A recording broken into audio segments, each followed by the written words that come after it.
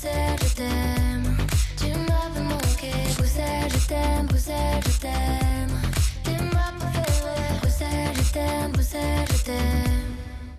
Hello there and welcome to Brussels, my love, our weekly European politics show here on Euronews. I'm Maeve McMahon. Thank you so much for tuning in. Coming up this week, EU heads of state met in Copenhagen to ponder the provocations of Vladimir Putin and the inaction of Donald Trump to stop the war in Ukraine. Setting the tone for their summit, unidentified drones in Danish airspace, meaning the country had to ban all civilian drones for security purposes. This comes days after a massive cyber attack disrupted thousands of European flights. What's going on? Are hybrid attacks the new norm now? And will a European drone wall stop them? And we need to talk about Serbia. For months now, hundreds of thousands of Serbs have been taking to the streets to complain about the rule of law in their country. Some even cycled to Brussels from Belgrade to tell lawmakers here about the alleged corruption and cronyism in President Alexander Vucic's government. An aspiring EU country since 2009, we're taking a look at the situation that the President says is under control and asking why the European Union has been so silent. A warm welcome to our guests this weekend, Donncha Ó Beachán, political scientist from Ireland and author of Unfinished Empire, Ilke Togur, Director of the Global Policy Centre at IE University, and Matthew Robinson, the Director of the Euro Gulf Information Centre. Lovely to have you all with us, but of course, as usual, before we bring in your analysis, let's just hear what exactly was on EU leaders' minds as they met last Wednesday in Denmark. First, it was Poland, then Romania, then Estonia.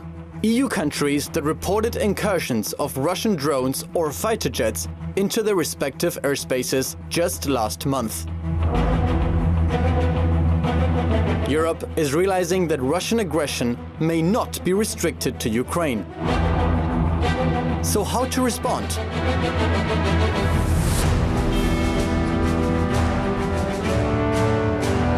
Since the Polish incursion, NATO activated its air defense systems, but to some that felt like shooting with cannons at pigeons, or in modern terms, firing a €5 million rocket at a €10,000 drone.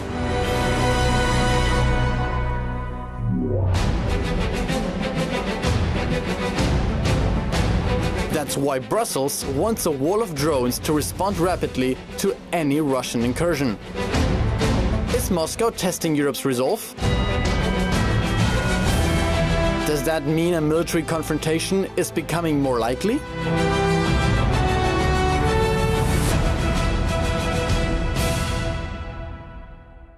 So there you have it. This was the tone setting the scene for EU leaders in Denmark this week. Special air defences were deployed from France, from Sweden, from Germany and British militaries to ensure the security. Matthew.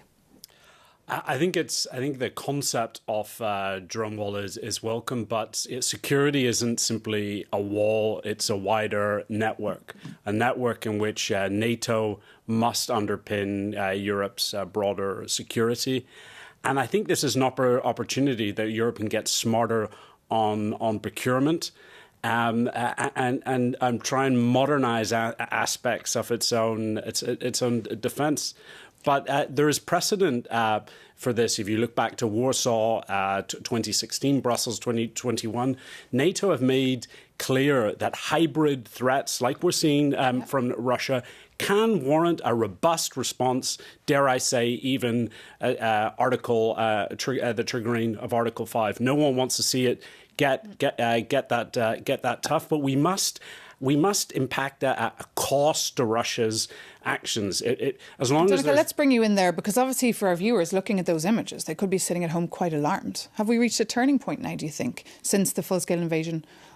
Well, the full-scale invasion was the turning point. What's remarkable is that it's taken almost 4 years of the full-scale invasion until there's been rather modest drone incursions into parts of Europe. I mean, it's a fraction of what Ukraine endures every single night. And in that respect, Ukraine is both a shield for Europe, but it's also a teacher, because who has the best expertise when it comes to fighting off drones? It's Ukraine, and Ukraine has offered its expertise rather than reverse. The EU should be offering its assistance to Ukraine. Ukraine is saying, we can help you, Europe, to fend off these drone attacks. And indeed, that was as well what the European Commissioner for Defence was saying, Andrius Kubilius. We have a lot to learn from our Ukrainian friends. What's your take on all this kind of EU summit taking place in this context, Elke?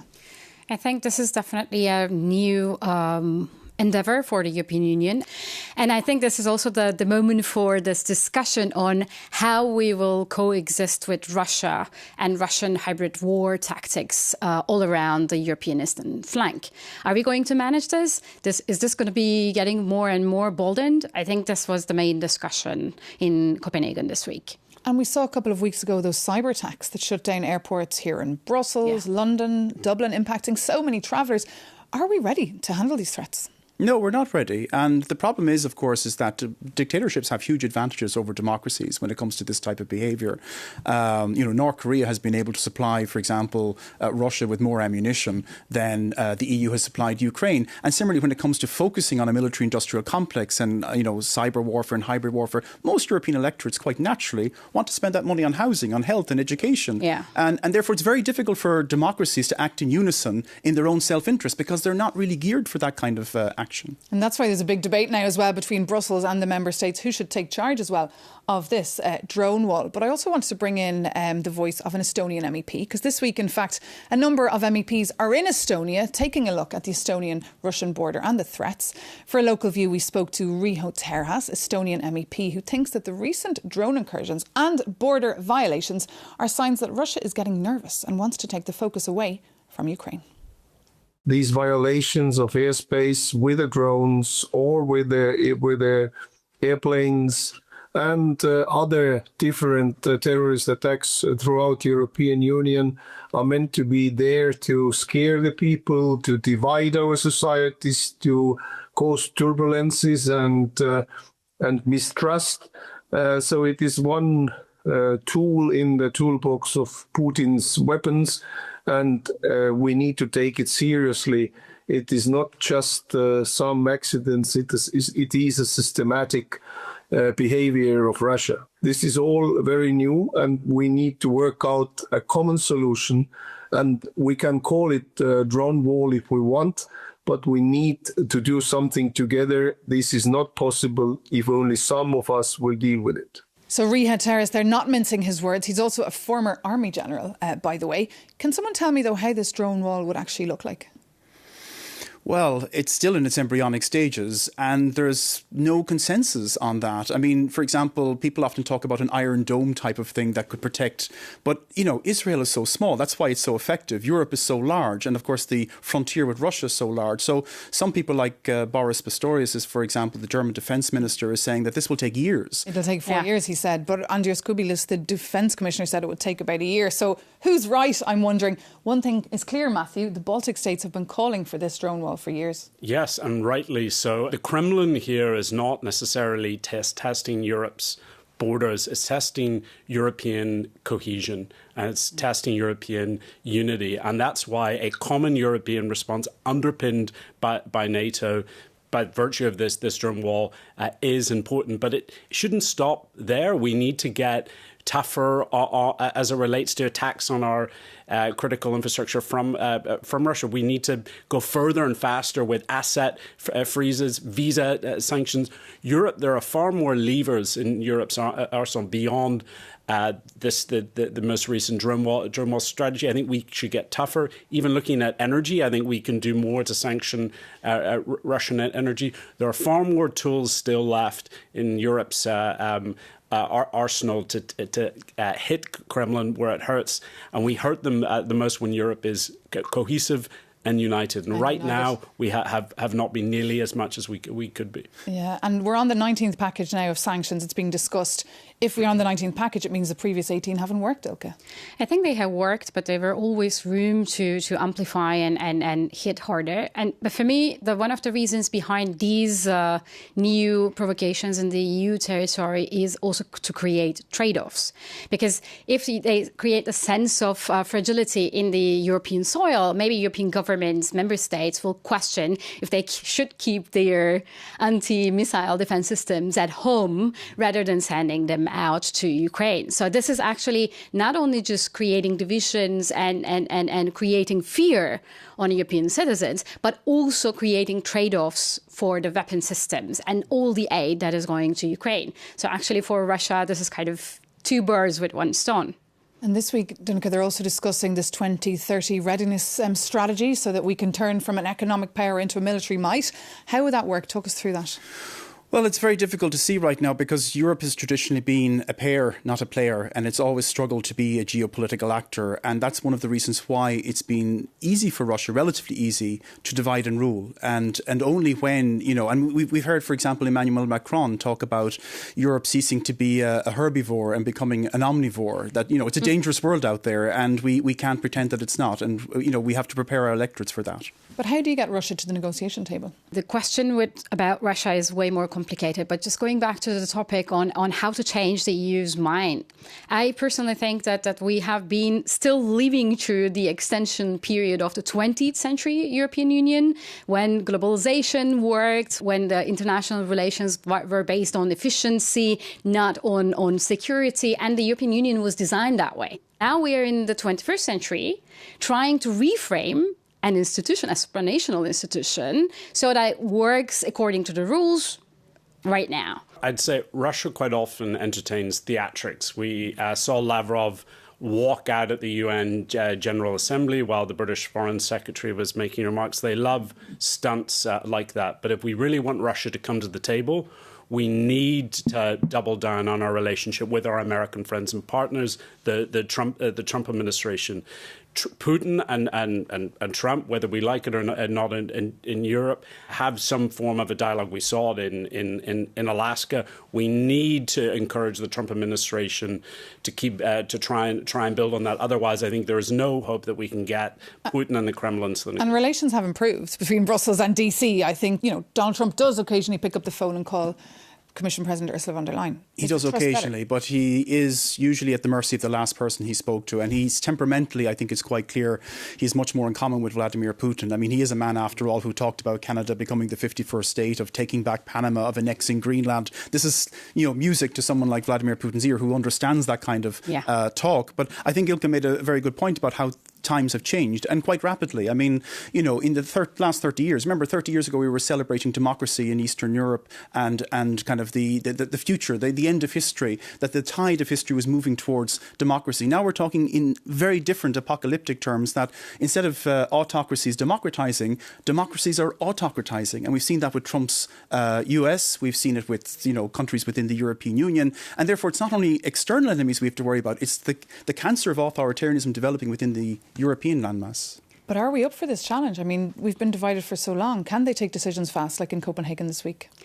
I think the EU has all the tools to change its working structure. It's not going to be easy, clearly, but I think the point about democracies and authoritarianism is really the key here, because what we have seen, the boldening of Russia that we have seen, has happened actually after Alaska and after that show in China. So there's literally a connection between this anti-rule of law, anti-territorial integrity, anti-democracy movements all around the world, and connecting very well to Russian full-scale invasion in Ukraine. So I think Europe, as this still working supranational institution, has very much many things to offer. And I was recently actually in Canada, and the Canadians were looking to Europe in this regard, by the way. They really wanted to have this conversation about democratic resiliency and how to keep at least some kind of multilateralism on track. I'd say it's also a political imperative for von der Leyen. Her Commission leadership hasn't exactly been the strongest at home as it relates to the single market and the economy. This is where she can make her mark as it relates to Europe's collective defence. We're looking at now a couple of years left of this Commission. This could be the von der Leyen legacy. If it's not this, it certainly won't be as it relates to the economy. Well, she has suggested this 140 billion euro interest-free loans for Ukraine that she's trying to use from Russian immobilised central bank assets. How would that work? Well, it's controversial because the Belgians are particularly sensitive on this issue. Euroclear. Yes, and it's as I understand it, what will happen is that this will be a loan to Ukraine that they would pay back on condition that Russia pays for the damage that's caused, which I think is a very unlikely event. So I think that since that's probably not going to happen, it will be a free loan, so as it was to Ukraine. What's your take on that? Ultimately, I mean, Europe needs to leverage tools like that, and any loan system like that needs to act as robustly as it can. So. But it's getting the backing now of Friedrich Merz and others. I think it's a very smart thing to do. No, you give interest-free loans to Ukraine at war, and then condition it to the end of the war and paying repairs. So it's like you are just creating more incentives for Russia to consider ending the war. But again, of course, this is a very complicated issue. Belgium, since the money is in Belgian banks, is not necessarily going to be easy, but this has been discussed for a really long time. And I think at last the Europeans are ready to move forward. And just going back to this blueprint or this readiness plan for 2030, how will that impact people's lives? Viewers here, I mean, we're seeing already many European societies militarising, pulling back, conscription for young people. How will we see this continent change in the next few years? Well, we've seen, importantly, member states start to link defence spending with economic growth, which I think is a balanced way to do it. We've seen it in the UK, we've seen it across the board. And this is where the Trump administration, both in one and second term, have pushed the NATO partners to try and meet its defence spending commitments. It means spending more on defence, but ultimately the number one responsibility of any member state is the security of its citizens. So I think we need to see gradual and sustained increases in defence spending. And the best way we can do that is linked to steady economic growth. But in your home country, Ireland's not in NATO. It's spending a tiny little bit on its defence. That's it. And there's a real division within Europe between those who feel that they have real skin in the game here. They tend to be closer to Ukraine geographically. And the further west you go, they feel that it doesn't impinge on them as much. But this is a collective problem, and we have collective obligations as EU members. So irrespective of whether one recognises it or not, the problems still exist. And over in Spain, where you're based, are people still concerned about the situation in Ukraine, or are their minds elsewhere? I think they are very, very, very worried in Spain. And I think that the wider the war is, the wider the knowledge about the security situation. But in Spain, they're actually really good, in my opinion, two points about this debate. First, make sure that we are investing in spending more, better and together. So this is an investment in further European security moving forward. We are not just putting money in buying weaponry elsewhere without developing our industries at home. And this is a very one clear argument by the government. And secondly, the link between the investments in defense industry and the prosperity at home. You cannot create trade-offs here. You cannot make this for the citizens either housing or weapons. If you convert this discussion to that, it's doomed to fail. But if you link security and prosperity, the main two goals of any government or any supranational institution, then you will guarantee support in European societies. A hard sell, though, I mean, as a politician. Yeah. NATO need to set these targets, and where the member states can step up as it relates to procurement, they can. But the Europe can do more from a cost efficiency standpoint to try and club together on defence procurement. That's something Europe has lagged time and time again behind, and it could do far more.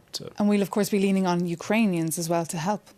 We will, because they are the world leaders in this kind of warfare. Unfortunately for them, of course, it was because of an invasion imposed upon them. But yeah, they are the specialists now, and I think they're holding out the hand of expertise to Europe in that respect. Because more, Matthew, could have been done in the past to end this war much quicker, right? Yeah, I mean, well, I go back to, I think we could have done so much early as it relates to sanctions on Russia. So many people at the heart of the Kremlin can still walk and travel free in Europe. Just because we block flights and airspace is closed has not acted as a deterrent for those closest to Putin's circle to be able to study at some of Europe's best universities, shop in some of our most luxurious high streets. I think Europe could look to visa bans for Russian citizens if it really wanted to squeeze. If you want to put pressure on Putin, make it more difficult for the oligarchs that surround and support him to be able to access some of Europe's best academic institutions and some of our most luxurious cities. That's how you hit Putin. You'd agree with that? Yeah, I think the Europeans cannot necessarily control the Russian president, but they can control what they are deciding on and how they are strengthening the European security and at the same time European economies, so that showing the world that Europe is ready to fight as long as it takes and help Ukraine fight as long as it takes. And in my opinion, in the meantime, the partnerships dossier is equally important. Europe should look for allies elsewhere because they cannot just win positioning itself as anti-Russia in the continent. I think there's a broader consensus needed to end this war, and then the Europeans should also work on partnerships elsewhere. I think it's also maybe important to emphasize the positive, because we can tend to focus on the challenges and negatives, which are very real. But, there in the neighbourhood, there is a queue of countries who want to join the European Union. It's still considered an oasis of peace and prosperity and stability. And we only had the recent elections in Moldova, where you had a clear-cut choice between, a relationship that was closer to the Kremlin or moving towards Europe. And now for the fourth consecutive election and a referendum, the Moldovan people have said, we want to be part of Europe. Yeah. That's very important. Of course, it's also important for Ukrainians. It's the dream of Ukrainians to join the European Union. Euromaidan in 2014, that's how it all started, when the first indications were that they were being pulled back towards Moscow. So Europe still has, soft power, but it's all about, as we've been discussing, developing some hard power as well. Absolutely fascinating. Well, on that point, we can bring this conversation to a close. Thank you so much to our panellists. And of course, for more outcomes on that meeting in Copenhagen, you can visit euronews.com or download our app. Stay with us, though, here, because soon we will be back to hear why Serbian students were on the streets of Brussels this weekend, calling for the resignation of President Vučić, who's been in power since 2017.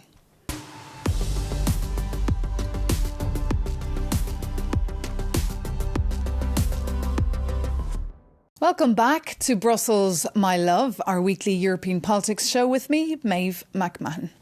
Now, last weekend, Serbia caught our eye with their large-scale military parade with more than 10,000 troops.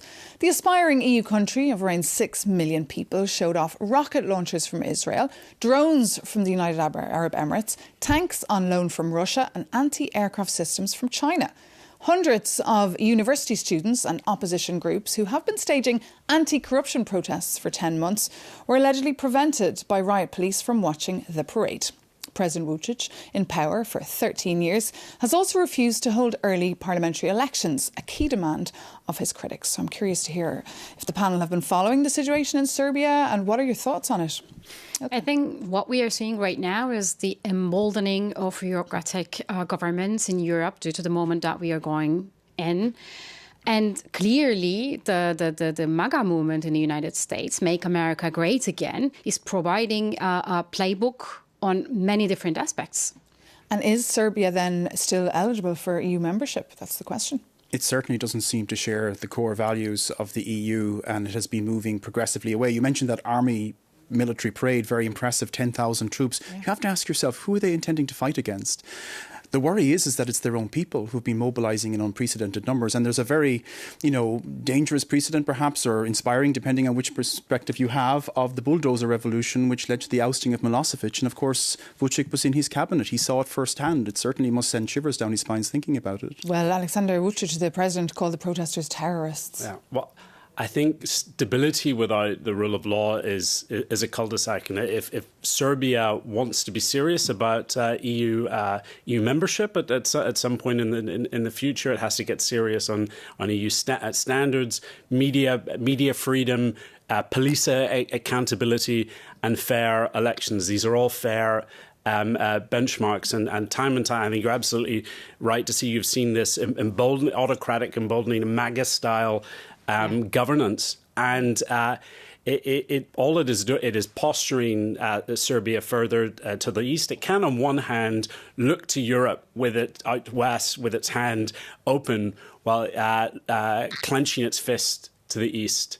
They can play both sides as it relates to Europe is is right to hold Serbia to a high standard, especially as it relates to media freedom and police accountability. Thuggery should be a zero tolerance issue as it relates to. Well, we did see Alexander Vučić, the president, in New York last week. He was speaking to the press and told them that the protests were over and the country had, quote, moved on. We wanted to find out if that was true. So we spoke to some Brussels-based Serbians. Take a look. I was there 2 weeks ago in Serbia on the ground protesting. So I can surely say that protests are still going on. Situation is dire because the violence and the repression got a bit higher than before, or I can even say a lot higher than before. And the problem is there is a background of this kind of neo-colonial approach that some people in Serbia feel that Europe is actually looking at Serbia like that, especially regarding the lithium mines and gold mines in the western part of Serbia. What people do expect from Europe in a way to do, at least cut a lot of fundings, because the fundings that current regime is getting from the European Union is keeping it still in power. Dragana Radanovic and Milos Stitarica there. Why on earth is the EU then turning a blind eye? I think the EU is not necessarily turning a blind eye, but it doesn't want to create the divisions in between candidate countries, because enlargement is very, very at the table. Of course, clearly for Moldova and Ukraine, but they don't want to signal to the Western Balkans that the Eastern association trio is moving forward, with the exception of Georgia, while the Balkans are pressured. It is not necessarily very easy to punish the government while still giving the citizens that are protesting on the streets a ray of hope for future EU membership. So the EU is trying to balance that. Serbia has been trying to prepare to enter the single market for over a decade now. Yeah. Of course, Ursula von der Leyen, the Commission President, she was in Belgrade a couple of months ago and she praised the significant progress, but MEPs were furious. They sent a letter criticising her comments. Yeah, it's always difficult, because the fear is that if you push Serbia too hard, you push it further towards Russia and its allies, and you give it less incentives to modify its kind of authoritarian form of rule. And you've seen similar dilemmas when dealing with countries like Georgia, for example, where you want to signal to the people that, yes, the aspiration for EU membership is still alive, while trying, in a very moderate fashion to punish is perhaps too strong, but to signal distaste with some of the methods that have been used by the government. There are serious concerns, and there has been foreign policy drift. I think Europe hasn't done enough to confront Serbia's flirtation with Moscow and Beijing. And that gets before a raft of domestic issues. There's big issues with prosecutorial independence as it relates to their judiciary. We've already covered media freedom. Europe needs to be tough on it. It can talk tough to the Serbian government without closing the door on enlargement hopes in future. It's a dangerous precedent from a European standpoint to ignore serious breaches as it relates to. And you mentioned press freedom, of course, a topic very close to our heart here. According to Reporters Without Borders, the country is 96th in terms of press freedom. Very low. Yeah.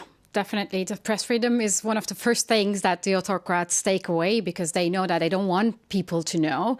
And actually here is a very dangerous populist nationalist global movement is being shaped. There's military parades, all these anti-democratic practices, limiting press freedom, everything related to the LGBTQI rights. There's a really big tendency out there. And I think from the European point of view, this should receive way more attention, both for the member states and candidate countries alike. What worries me as well is the way that the regime have tried to characterise any form of opposition. This is also coming from the autocrats' playbook. So they use the term colour revolution for what is a mass mobilisation of civil society. And what worries me in that respect is that the last time I heard that used was in Kazakhstan, a country I lived in for many years, when the regime there was under pressure from a grassroots movement, and they said it was a colour revolution. And Moscow sent in thousands of troops to stabilise the regime. Of course, Belarus had to call in for similar help. And you wonder, are they sending signals that if things get to a point where the regime's rule looks unstable, that they might call in that kind of external help? OK, and on that point, we can actually bring this conversation to a close. But if you are curious about the topic of EU enlargement, Euronews will dedicate a whole live event to the topic on the 4th of November. And President Vučić will actually be there for that. So do tune in. Thank you so much, though, now to our panel, Donnacha Bechan, Ilka Tugger and Matthew Robinson. And thank you so much for watching. See you soon on Euronews.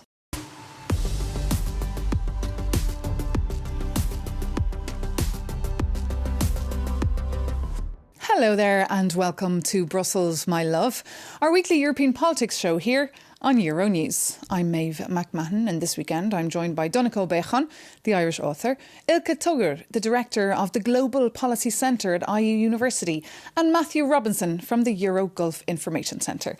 And together we're just taking a look back at the news of the week. And one that turned our heads takes us to France. Nicolas Sarkozy, known of course for presiding over the country for 5 years, has been sentenced to 5 years behind bars after a 12-year investigation. French judges ruled that the Libyan government of the late Muammar Gaddafi co-financed his election campaign back in 2007.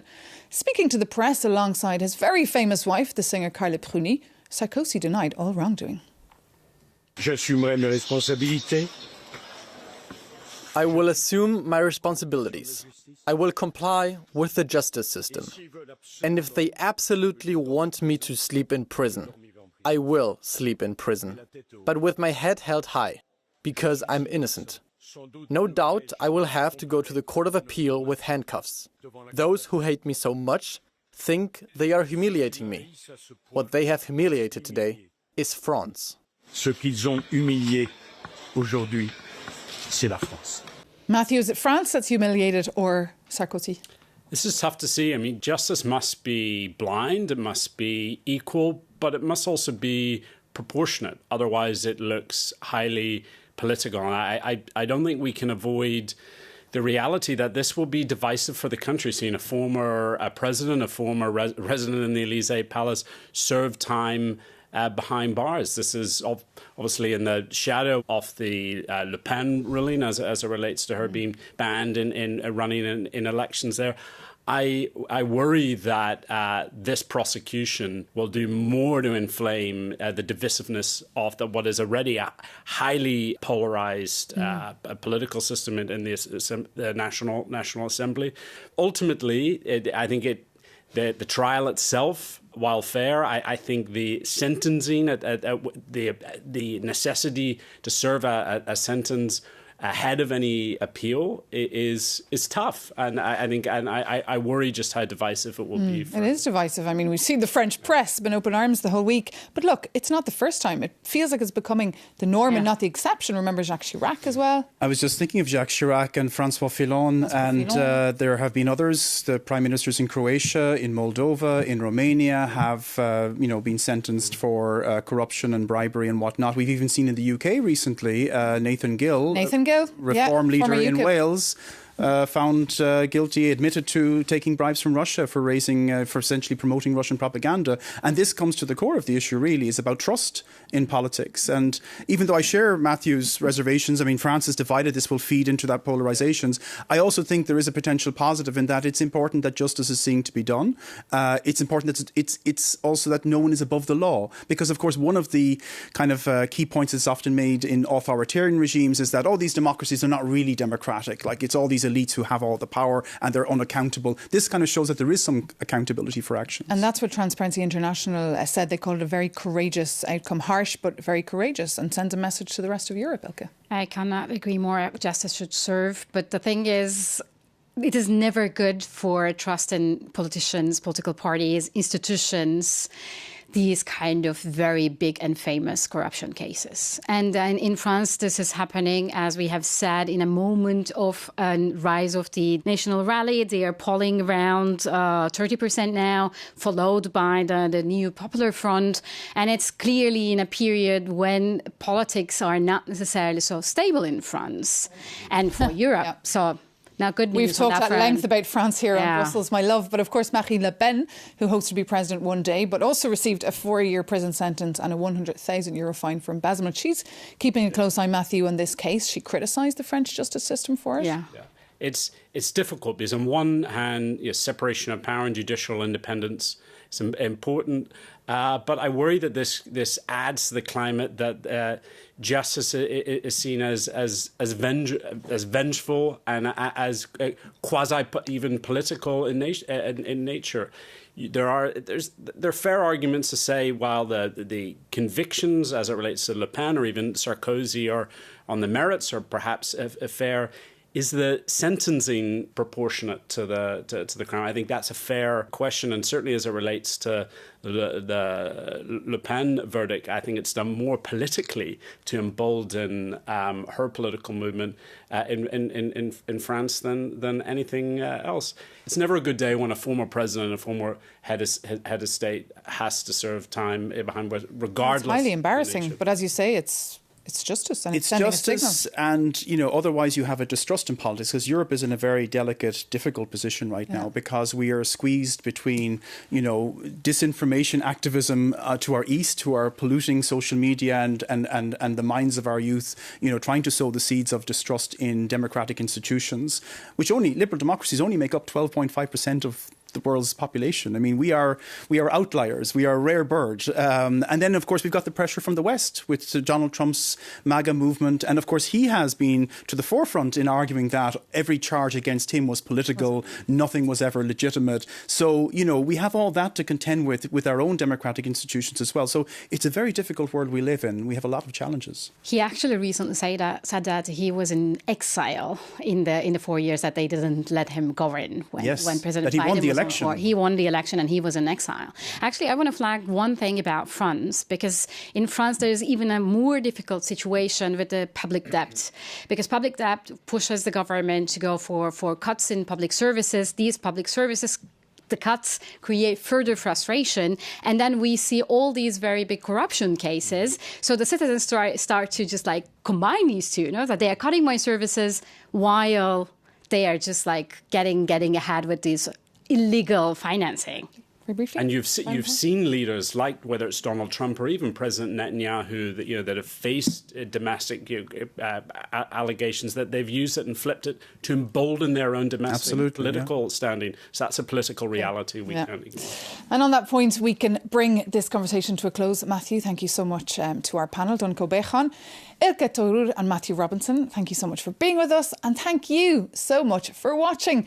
This is actually our final episode of Brussels, My Love. After 3 years on air, we're sad to go, but we're very excited to come back soon with a new lineup of programming for you. So do stay tuned for that. In the meantime, a huge thank you to our stellar teams that are behind the scenes there for getting us on air. And of course, to you, our loyal audience, for always tuning in. Thank you for your comments and feedback across the last 3 years from all across the world. We loved hearing from you. Take care and see you very soon here on Euronews.